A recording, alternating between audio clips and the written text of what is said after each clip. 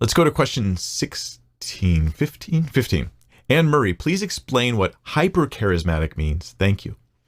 Well, and these sort of terms are very tricky. And I found that, like, I'll use the term myself and I know what I mean by it, but I'll go to another community and they mean something different by it. Like, I've called myself charismatic, and I know some charismatics that say that I'm not even charismatic. Well, he's not really charismatic. You know, he's charismatic but not Pentecostal, or Pentecostal but not charismatic. And I realize that we're not all using these terms the same way. So usually in very broad strokes, what hyper-charismatic means is like, hey, you're charismatic, meaning you believe in the active gifts of the Spirit, that the gifts of the Spirit, like if someone goes, oh, that person spoke in tongues, you're not like, no, they didn't. You're like, okay, you're open to that. Someone says, I believe the Lord gave me a prophecy for you. You're like, okay, let me hear it. You're not thinking, no, he didn't. So I'm charismatic in that sense. You believe in the gifts, the charisma. But hyper-charismatic means you do it in a way that's too much or just wrong in some fashion. And that's what hyper-charismatic is meant to say. There's some sense in which you go too far.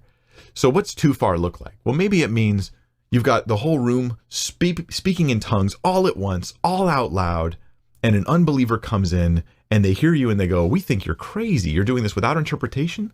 I mean, that's actually what Paul says not to do in 1 Corinthians 14. He's like, don't speak in tongues without interpretation, and a bunch of people just doing that. The unbeliever's going to come in and think you're crazy.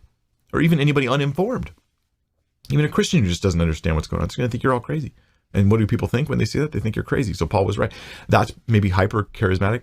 Or hyper-charismatic might be looking for spiritual things in every single location. Like, I've heard people say, like, every dream is a prophecy. Every dream is a prophecy. And I'm like, yeah, that feels like hyper-charismatic to me.